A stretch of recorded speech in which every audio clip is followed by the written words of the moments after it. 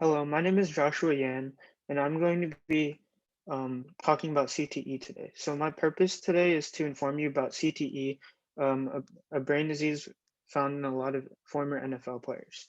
So did you know that a recent study by Cummings, Harbaugh, and Farah, 2018, found that 110 out of 111 former NFL players had CTE? Well, today I'm going to inform you about CTE, which stands for chronic traumatic encephalopathy, and recently it's been found in a lot of NFL players because of brain injuries. So everyone watches the NFL and loves to see those hard hits, but um, they're pretty. These hits have been very dangerous. So today I'm going to be explaining the definition of CTE, the history, and the symptoms, and two NFL players who have dealt with CTE. So CTE is a brain disease caused by repetitive brain damage, and according to Gregory 2020, the single most risk factor of CTE is mild traumatic brain injuries, which are concussions. So even though players are wearing helmets and being as safe as they can, hard hits to the head are a part of the game. And not only has CTE been found in football, but before it's been found in boxing. So according to Lindsley 2017, CTE was found in boxing in the early 20th century and how it was super brutal. This is because there's no equipment and these players would fight would have many fights throughout their whole career. So this is why boxing was a super big risk of CTE because there's a lot of punching to the head in boxing. So although there's been a lot of safety regulations to prevent CTE from happening, it's still been a problem more recently and in the past. So I'm going to be sharing a image right here. So this image shows the 110 out of 111 NFL players, and it shows the different positions they played, and it shows how only one of them did not have CTE. So now that I've explained the history and definition of CTE, I'm going to explain the symptoms of it. So CTE has many symptoms, but one of the first symptoms is depression and anxiety.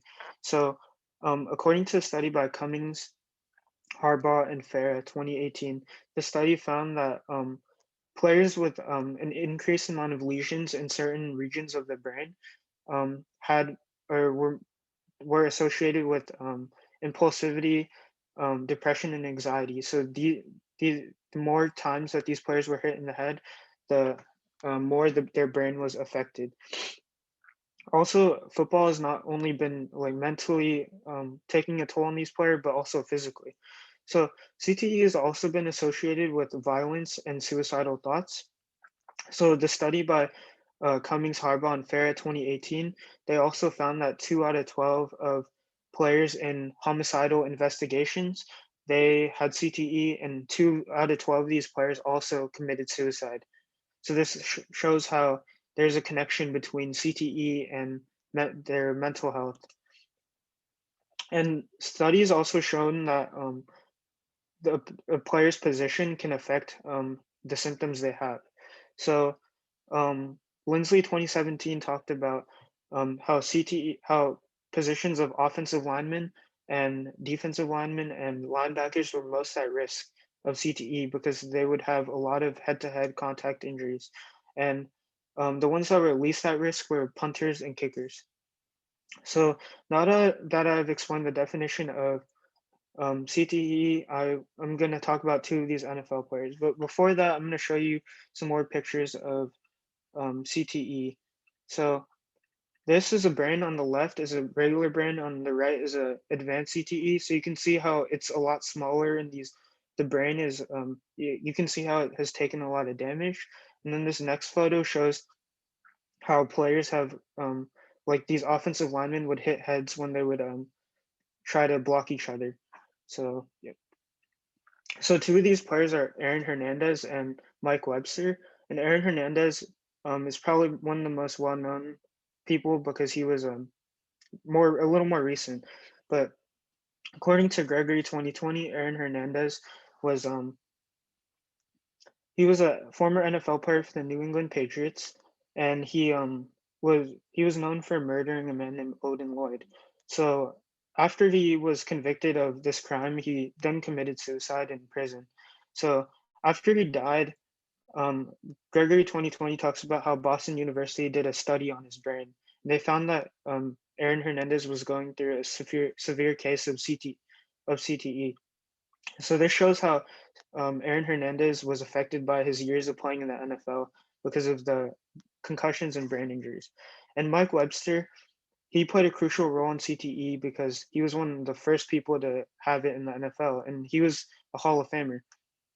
So, Furnace 2016 talks about an interview he has with Mike Webster's son, and then Mike Webster's son talks about a story his dad had with a fan.